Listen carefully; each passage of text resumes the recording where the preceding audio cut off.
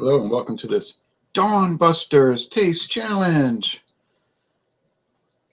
This morning we have Jim Beam, Kentucky Straight Bourbon Whiskey. Well, I'm getting down. Introduced in 1938. This is aged 4 years, 80 proof.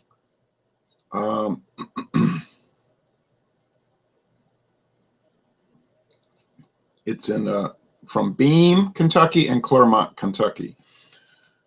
And then there's the Beam family here. If you can see with the glare. 7 generations. But now bought by Suntory of Japan. So I guess the Beam family still has involvement in the operations. Jim Beam. Okay.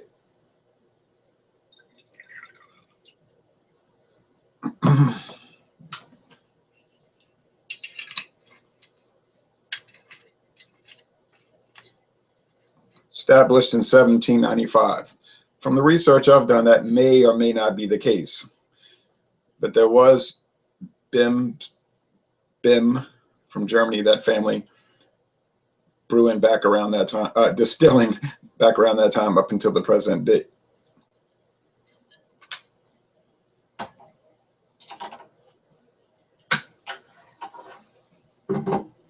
Then we have Evan Williams, 86 proof.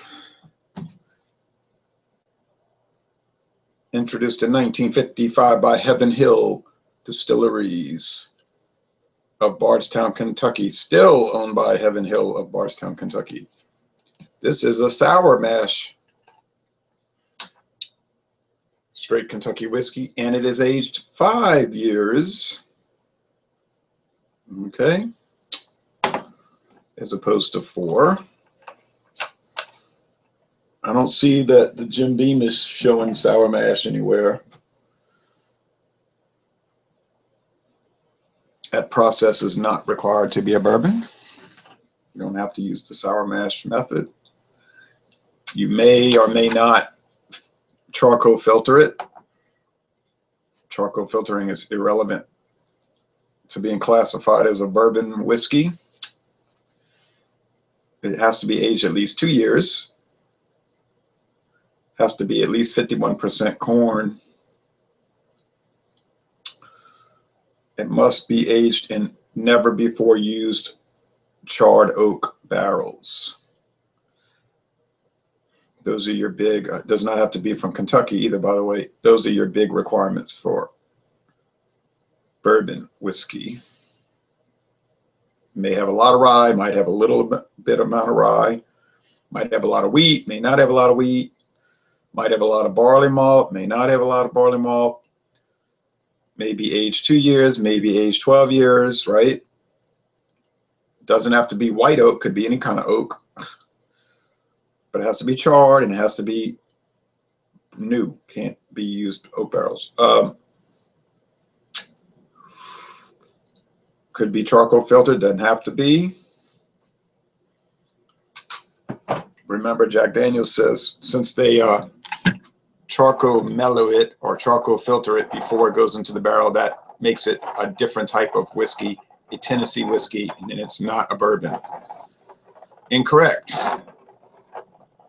According to the United States government and the law, which is what establishes bourbon as bourbon, it's simply a Tennessee whiskey type of bourbon.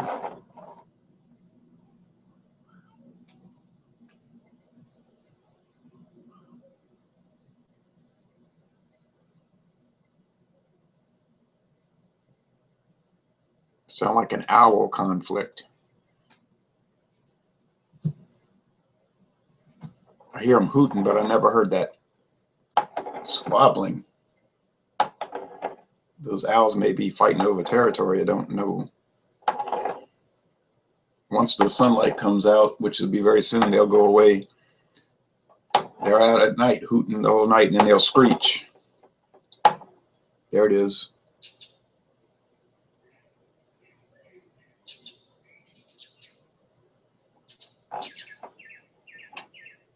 Now some other birds are getting into it.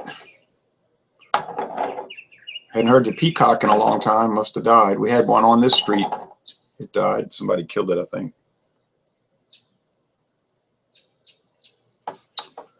Used to have a lot of bats around here.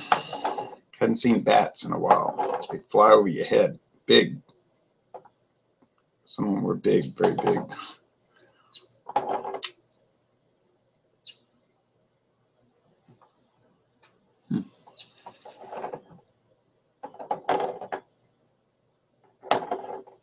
Got it well mixed.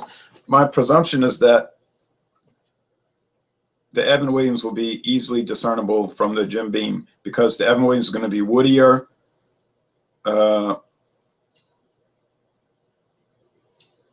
and charred, more of a charred wood thing going, okay? And the Jim Beam is going to have the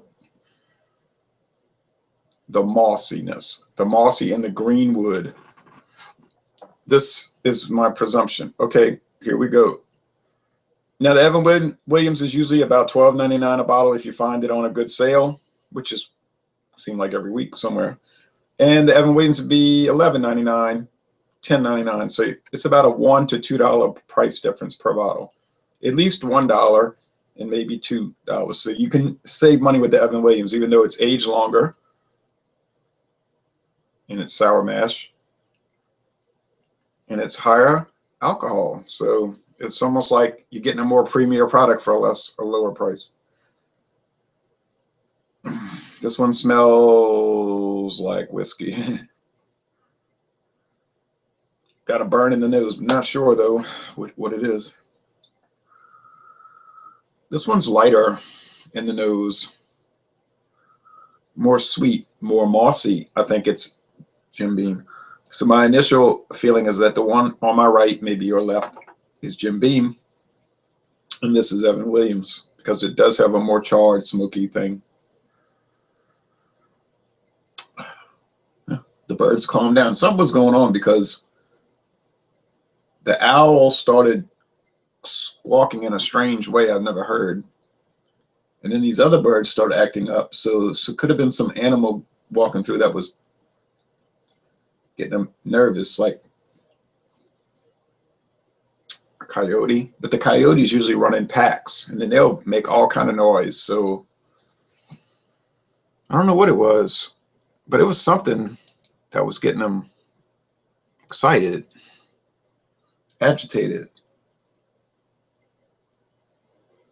One time in this town, I heard something outside my window on another part of town, on the north side of town where we used to live. We used to live on the edge of the woods, the wilderness. And it didn't last long. It became subdivision. But I heard something one night. It sounded like a cougar. Woke me up. I was scared. I ran to my mother's room, and she heard the sound too. You know, it sounded like a mountain lion, a cougar, a panther, whatever you want to call it. Puma. Just like on TV, the same sound. Guess it could have been roaming through here, but they're not known to be in Louisiana. I know they're in Florida. Okay, taste. A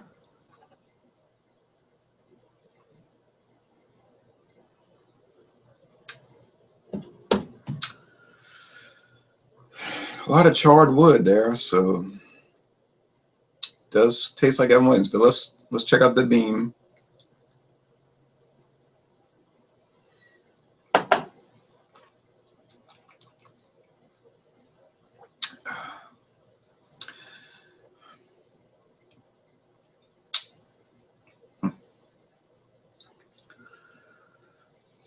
Well, this one does seem to maybe have more of a mossiness in that. I said the Beam has that moldy taste, like that cellar mold. It tastes like that bomb shelter used to smell in Baton Rouge. My grandfather had this bomb shelter. It was like a cave, but it was man-made, and it was always like damp in there. and he would store potatoes. They would always stay cool down in there because they lived on the edge of a bluff in Baton Rouge, and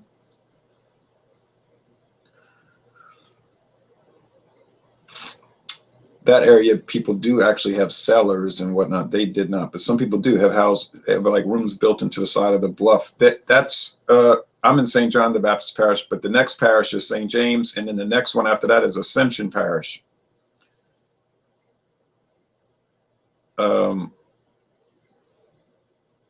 And then East Baton Rouge. But if you look at a topographical map, in Ascension Parish is where you get the first highlands in Louisiana. There's a road, it's called Bluff Road. And it's like literally a bluff. Like on the left side is just swampland and a lake, Spanish Lake, and Bayou Manchac, which used to be an international border. Now it's the border between Ascension Parish and Baton Rouge Parish, East Baton Rouge.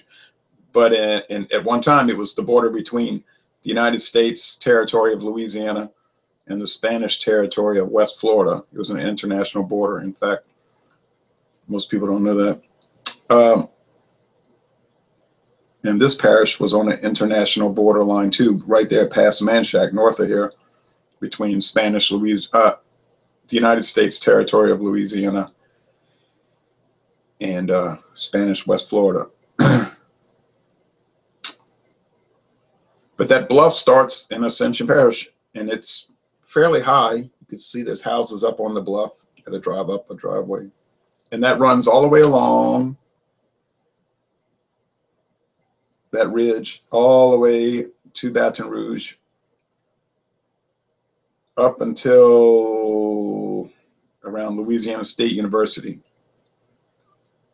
where it flattens out, and then it picks up again north in North Baton Rouge, more bluffs, and they're higher there, much higher. You can stand up there like at Southern University and see a long way across the river.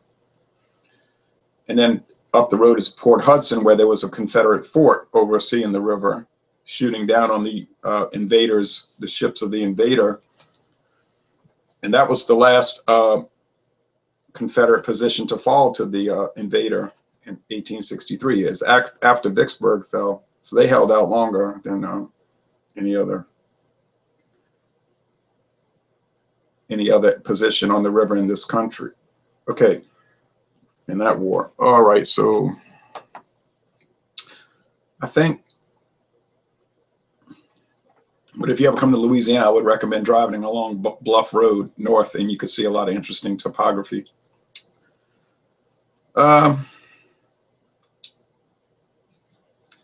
Now, which one's better? Well, they're both good. It's not a quality issue here. I mean, you want good quality bourbon, get Evan Williams or get Jim Beam. That's the way I see it. Now, some people say, you're crazy. That's trash liquor. Well, that's your opinion. That's not my opinion.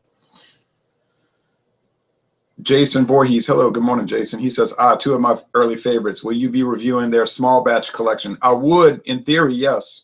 But I've got so much of a back stock. It just could take forever. I mean, I keep saying this again and again. If you could look in this cabinet of mine, you'd say, oh my goodness, something's wrong here. This man needs help. I mean, yeah, you would think that, but I'm just doing little sips every day like I am now. And secondly, I know a lot of people that have a huge liquor collection in their liquor cabinet. I don't really have a liquor cabinet. I don't have a liquor cabinet. I have a cabinet which contains liquor, but and they have a huge amount. And you might go to their house 20 years later than you went the first time, and it's almost hasn't been touched, right? Like they have stuff they just never drink. But I'm not going to do that. I'm drinking it. I don't get the liquor just to have a showpiece. Oh no. No. I'm drinking it. Okay, now. But it's going to take years. So the small batch, it could literally be 5 years before I get to it. This stuff's kind of spicy, and spiciness gets my nose running. Helps clear your sinuses. Now the problem with Jason says she's not a collector either. I collect the beer cans and bottles, and I'm starting to get sick of that. You know what I mean? Like I look around this house, it's like nothing but beer cans and bottles. I mean, they're orderly. They're even placed in an orderly. There's like a method to the placement.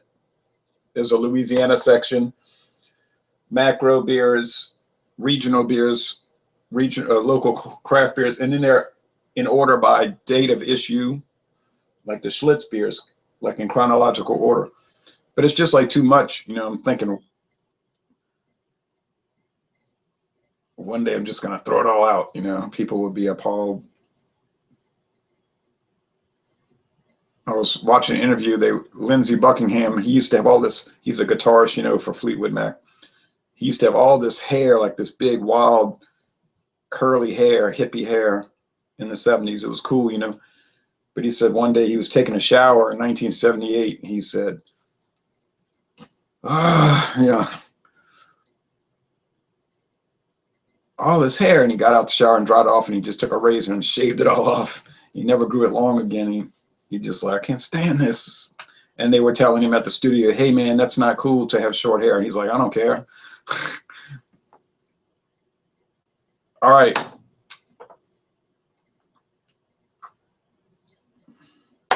It's not cool to get rid of your can and bottle collection. I don't care. I don't know. I'm starting to get mixed up by these because this one is getting a charred taste too, you know? Wow. They're so comparable. I would shop price in this case, believe me. I don't know how somebody could say, oh, I just love Jim Beam, but I hate Evan Williams. Or I just love Evan Williams and I hate Jim Beam. I mean, how could you? They're almost like, they're so similar.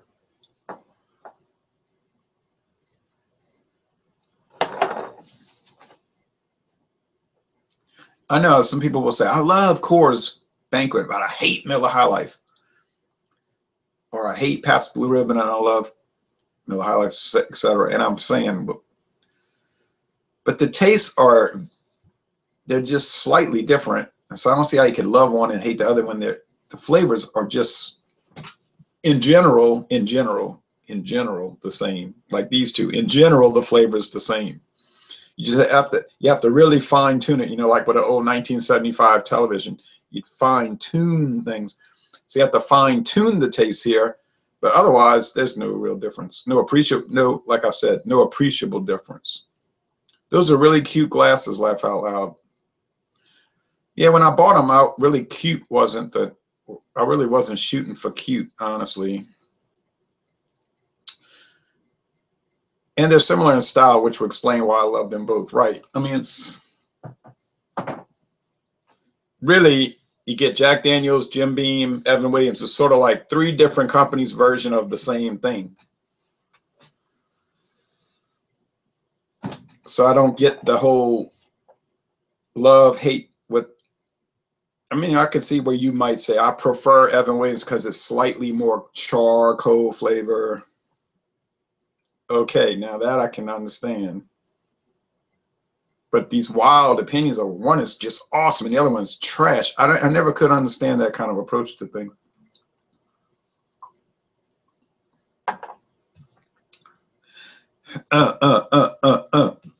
This one has that waxy note. Remember I talked about beeswax earlier.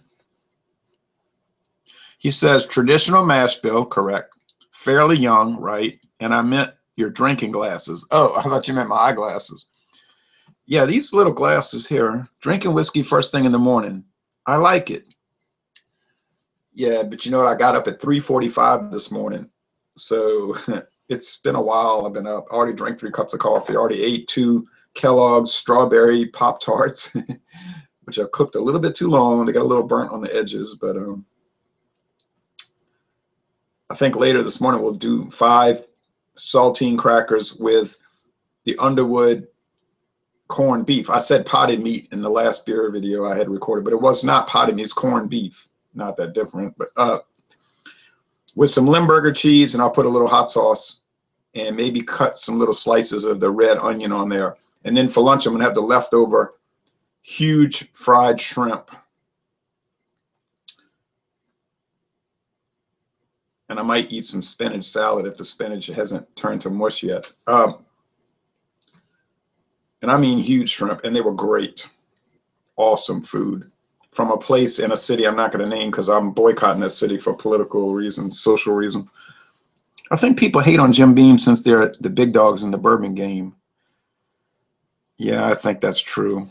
This is almost like matching all the lager beer like Bud and Miller. They all taste similar. Right, says Johnny Benavidez. Right. So that's what I was saying. I don't get the whole love one and hate the other. Brand loyalty is a thing. Good grief, is it? You got, let's talk about macro beers for a minute. You got your Budweiser people, your Miller people, your Coors people, et cetera, Pabst people. And I've challenged them on, and especially true with the light beers, right? They even have less differentiation. And I've challenged them. So why don't you do a blind taste test? I don't need to do that. I know garbage, I know what good beer is and garbage. And I just like say, well, how could you, you're saying Coors is good beer, Coors Light, but you say Coors Light is garbage, but Miller Light is great. The whole concept seems insane to me. I don't press the issue with people, but I just like shake my head. And they just say this stuff, or this other guy I work with, I love Coors. No, he said, I love Corona Extra, Corona. He doesn't even call it Corona Extra. Corona. He probably doesn't even know it's called Corona Extra. Corona. Okay, fine. You like Corona. I say, what about Coors Banquet? I don't drink that. Coors is for whores. He says, Coors is for whores. I say, okay, that's an intelligent. All right. There's no use even entertaining it past that because there's no sense to it. It gets to the point where it's just like stupidity, My father won't touch anything Miller. Okay, then. See what I mean? Once you get used to a brand and drink only that, a slight alteration could be noticeable. I think you're right, but a blind taste test, yeah, let's see how good at tasting their awesome beer they could be, Good morning, Ron, says John and Eli. Good morning, John. I can remember being 11 years old, 1979, incessantly watching football every Saturday and Sunday, especially Sunday. Back then, it was more NFL back then. I didn't become more college oriented until the strike in '82. That's when I started to say, yeah, this NFL stuff is a bad thing, And I started gravitating more towards college football. But regardless, I remember the television commercials. You had your Schlitz commercials, always Schlitz, and it. You just had people that would only drink that, I drink good beer, I drink Schlitz. And then you had your Budweiser commercials. What about, I don't drink that garbage. And then the Budweiser people, Schlitz. Oh, you got to have aspirin and run to the toilet. And all this like totally wrong ideas. Like my father always said, Jack's beer, you had to take paregoric and aspirin if you drank Jack's beer. And then my grandpa in New Orleans said, oh, I always liked Jack's beer. I thought it was better than normal. And then I remember when they brought Jack's back in 1996, Pabst brought it back for like a month. Typical Pabst, they roll it out. Jack's is back. They're talking about it at the French Quarter Festival. Jack's is back, hooray. And then, of course, they did nothing to promote it, so it didn't sell. Like me and one other person bought a six-pack, and then you never saw it again. But I thought it tasted good, and I didn't have to take paregoric and aspirin. It was just like stuff people say, there's no truth to it. I drank them all. You save $1 or $2. Right. Okay, so final, I'm trying to think through this as I'm blabbing, Man, no joke. This is a tough call. They are so similar. And these blind taste tests can really trip you up. Like Dave Coulter, Dr. Dave, he was always telling me, you're cuckoo, all those regular beers, they're all like the same. And I was getting aggravated, and he said, do a blind taste test. Let's see how much you know. So I was like, I'll show him. So I did a bunch of blind taste tests, and I failed in most of them. I was like, well, he was right, and that's back when we were on paper enemies, officially enemies.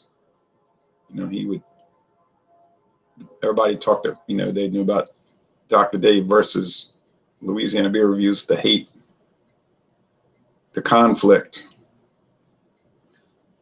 We were only communicating secretly.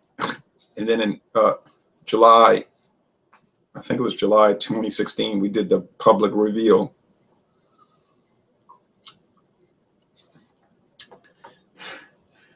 Shocking the beer world. And then he said all these people started unfriending him. you traitor, traitor. That was funny because he said, watch when we make this video public, it's going to ruffle a lot of feathers. And I said, will it?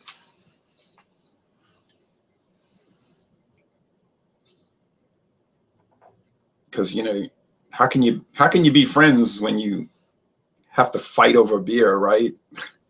That's what he was telling me. Why am I in conflict with people over beverages? It doesn't even make any sense. I was like, that's what I've been saying for years. Speaking of which, I was wondering if you had any examples of non-Miller, Coors, Budweiser beers that have been around in America for a while. In other words, traditional, like Genesee Cream. Well, of course, I could think of a bunch. Historic, regional, but not craft. Bird Dog whiskey, I've seen it. Captain Steez, but Capital Steez, but I've never tried it. I've seen it. Yeah, it's very common around here. Bird Dog, very common. Yeah, you know, down here it's Dixie beer, or used to be Jack's, but no longer any Jack's. Pabst owns the trademark copyright to Jack's. They claim they're going to bring it back. I doubt that. Oh, Pearl in Texas. We used to get it here, but it's no longer sold here. Last time I bought it was 1997. I bought bottles of it. 6-pack. Good stuff too, boy. Woo. Those old regional lagers, they were different, I'm telling you, than the ones you're talking about, the Bud, Coors, Miller, because they were more roasted. There's more of a roasty quality, and it's hard to describe, but it's like, you know, like light toast versus medium to heavy toasted bread. You know, it's a difference. And Falstaff used to be like that. But then people, I think younger people would come, like back then, I was younger, right? I was 20-something. They would complain like, oh, that's old man beer. Only old 65-year-old men drink Falstaff and Jack's, Dixie. They would say it's nasty. And I would tell them, I say, well, you know, just because it's a little roastier doesn't mean it's nasty. It's just like different. And it's funny, you know, because the younger people kind of like led to some extent now, help lead the craft beer phenomenon. But on the other hand, they were denigrating older beers that they said were, I don't know, more differentiated. I guess Olympia up there in the Northwest would be another example, right? Olympia beer. Narragansett over there in New England, and that had actually gone out of business for a while. Schmidt's beer would be a good example. Stag. Now, Stag is one that I bought over the years off and on in Missouri. And I noticed that too when I was drinking Stag. I said, this is the thing about Stag. I said, it's got that more heavily toasted flavor than your average beer. But I could never find it outside of the Mississippi River. Like if you would get past Highway 61, which runs along the river, you just never see Stag.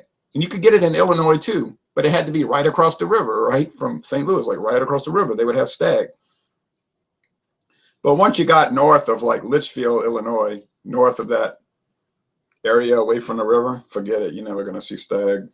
Old Style, right over there in Illinois, Wisconsin. But that was more just like regular. But Stroh's, I guess, that was more mass produced, more of a regular type flavor.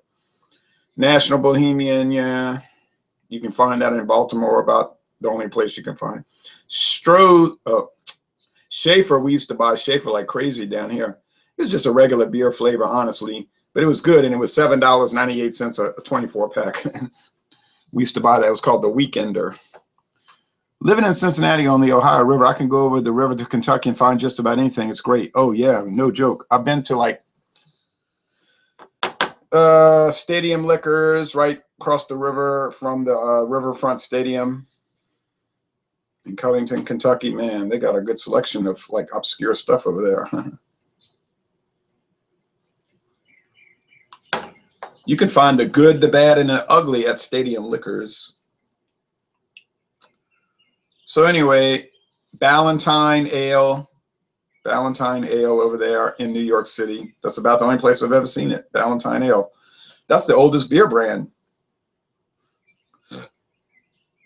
Even older than Yuengling. Yuengling is the oldest brewery. That's the claim. That's true. It's not the oldest beer brand. Ballentine is the oldest continuous beer brand since 1840. It's an ale. Schaefer is the oldest lager since 1842. Yuengling has never contested that claim. So anyway, yeah, those are a lot of the regional ones.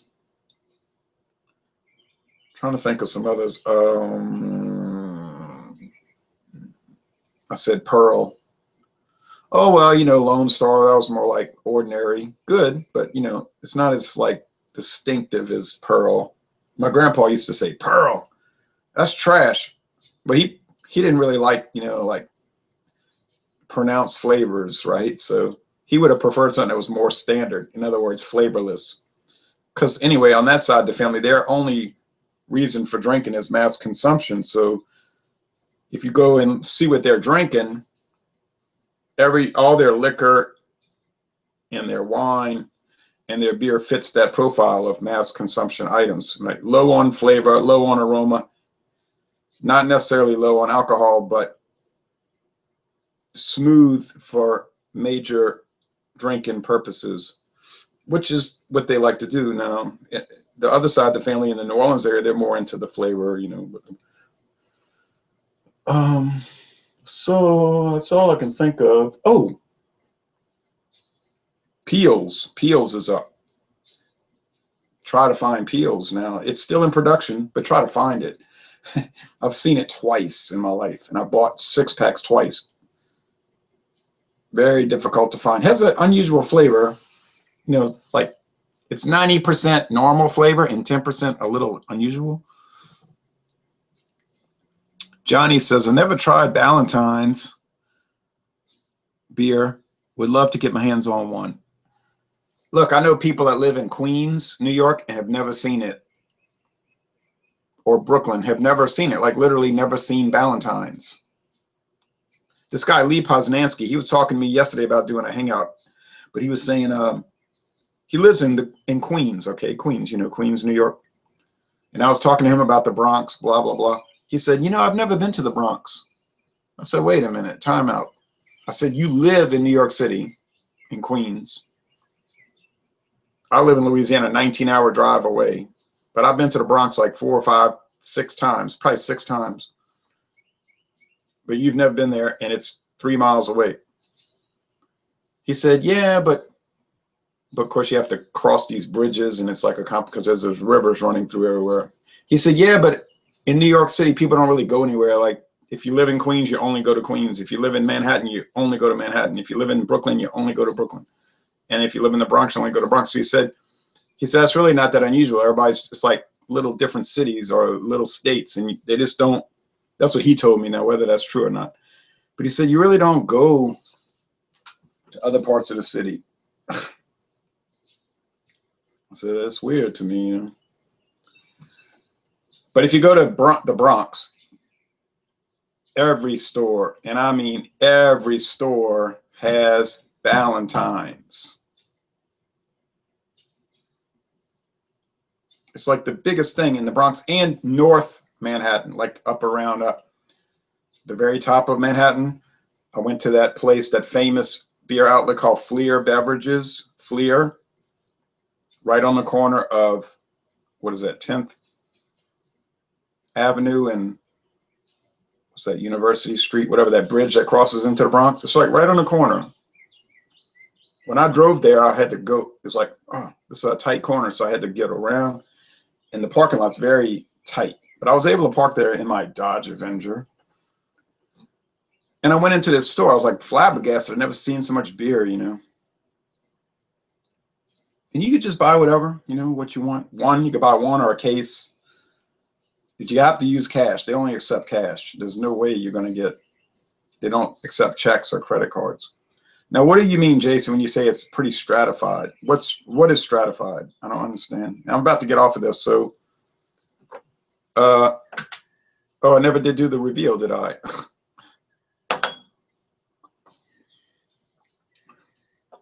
I think this is Evan Williams. It's just too woody. And this one's too mossy. I could be wrong. No. This one's Jim Beam, and that one's Evan Williams. Well, what did I say the whole time I was running my mouth? I said, I don't know if I'll be able to tell them apart. They're so similar. They're just so similar. I mean, as soon as I started tasting these 30 minutes ago, I said, uh-oh, this is going to be hell to tell them apart. So, you know, you think you know, but you don't know, and you may never know. Okay. Next, maybe tomorrow, maybe later today, because tomorrow I got to go to church at 7. And I don't know, it could be, I don't know, I might do it tomorrow. But it won't be a Dawn Busters. It'll be like a daytime thing. I'm going to plan to do the Evan Williams versus the Jim Beam Choice, which is also aged 5 years, and it's charcoal filtered. So that might be, I don't know, it might be even more similar. Jason says, stratified as in every ethnic group has their own neighborhood. People pay more attention to class, accent, and formalities. Oh.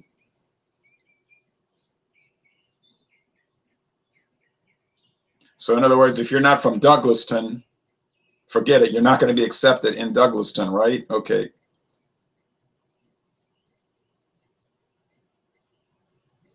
Captain Steve says, hit us with it later today, Ron. I might do that because it's hard to go to Mass. And then you get home at 8, and then I want to go walk half a mile. And then I might want to do these other things. And then they got the game coming on at noon, you know, the National Unpatriotic League, the Unpatriotic Football League. So then you want to watch that. And it's just like it's sort of irritating, you know. I might do it later today, and then I just won't drink any liquor tomorrow. I can always, you know,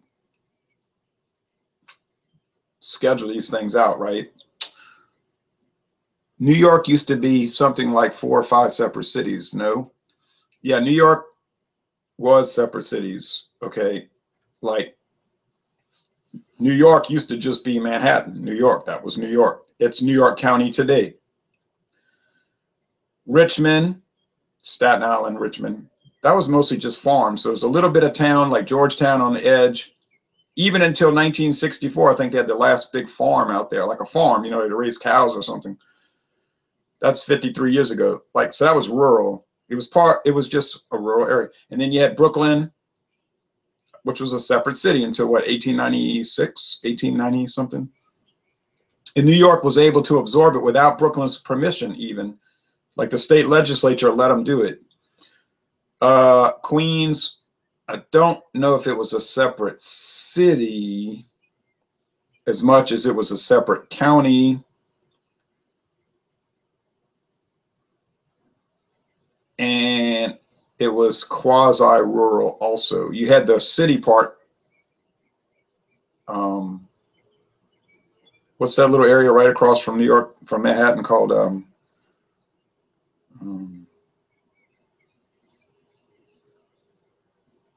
whatever it's called, it's called like New York City Town or something, whatever that's called. And then the Bronx was the same thing. Like you had plantations out there, like, you know what I mean? Like these mansions with huge, what we would call plantations in Louisiana, with all these hired workers. But that's all built up now, you know. It's like, but then there's still parts of New York that are rural, like New York City that are, I'm talking about the city, inside the city limits, like City Island. You ever been to City Island? It's like a little New England town. It's like a separate town. They have their own fire station, their own little elementary school, their own church. I think it's Our Lady of the Sea or Our Lady of the Island Church. And you got to take a bridge to get to it. It's a free bridge. There's no, you don't have to pay. They have like boat launches, like a marina, their own little hardware store. It's like a separate town. Like most people in New York have never been to City Island, right? Most people in America have heard of New York City, but never heard of City Island. And I say, go there. It's like this, it's literally like a separate town inside the city. And they would rather you not know about it. They don't want people going there. You understand? They don't want people knowing about it. except if you're going to go eat at the seafood restaurants. There's a lot of seafood restaurants there and oyster houses. It's good for that.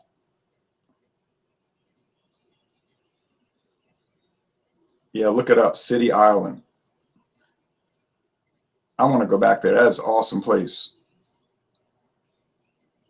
Just like in New Orleans, there's an island in the bayou. There's a bayou that runs through the middle of New Orleans, and there's an island with the very fancy houses, and they don't want you going there. And I tell people all the time, I said, did you know there's an island in Bayou St. John? And they say, what are you talking about, an island? I said, like, there's an island. You could take a bridge.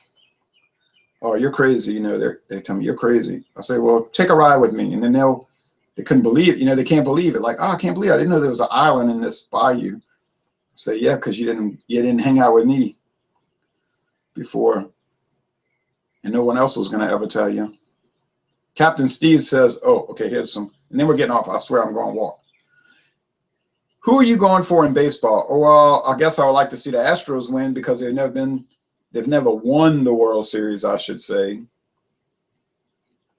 Poor old Yankees only have 28 World Series victories, so only 28. Hopefully not the Yankees. Hard to go against Los Angeles right now. I think Los Angeles is going to win it. Man, they're so powerful, right? Look what happened to the Cubs getting beat like a drum. They got beat like a drum Thursday night, 11-1. That was sad. That was just like giving up. They just gave up. They just say, oh, this. I shouldn't say they gave up, but it seemed like they gave up for the World Series, yeah. Well, I'm going. I got this Tulane shirt on. You say Tulane, you must love misery if you go watch all their football games. I don't love misery, but I'm used to it.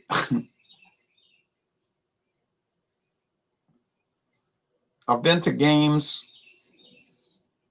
I've been to Tulane games where I've been to seasons where, like in 1991, they won one game and lost 10. That wasn't good enough. So in 1994, they repeated it. They won one game and lost 10. And I was there for all those games, and except maybe one or two. I might have been to LSU. And I think the one game they won, they ruined somebody else's season. Like, who did they beat in 1994? Like a team they were not supposed to beat. Oh, I think it was Texas Christian. Texas Christian, TCU had this really good season going. And they were like, well, let's go to New Orleans and kill Tulane. And I was sitting next to this guy whose daughter went to TCU, and he's like, I don't understand what's going on here. How are we losing to this team? I said, I don't know.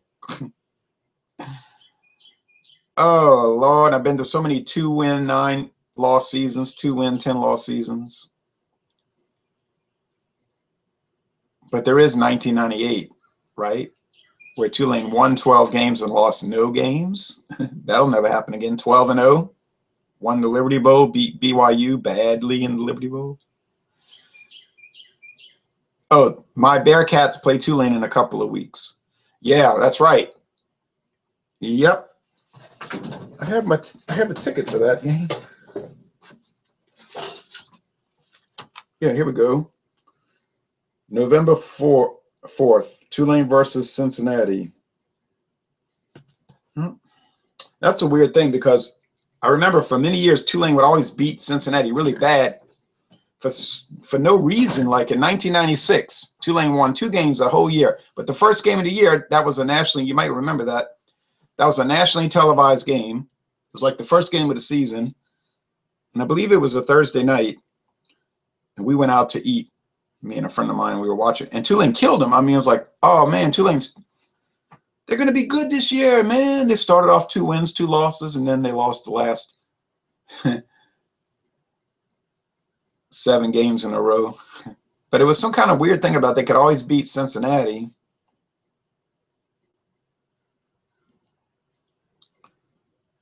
But then they couldn't do anything the whole year. But I think they will beat Cincinnati this year. I do believe they will. I don't think Cincinnati's very good. And plus, we're playing at home, so that's an advantage. Cincinnati is going to have a hard time getting back on track because their program got wrecked by a coach that should have never been hired, who should have never been. It's like, why did they think this man who had a track record of being terrible was going to do anything there? Could not understand that. And I'm not going to name his name, but you know who I'm talking about. All right, thanks, folks, for watching this thing here.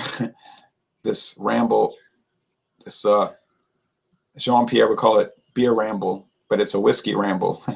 Thanks.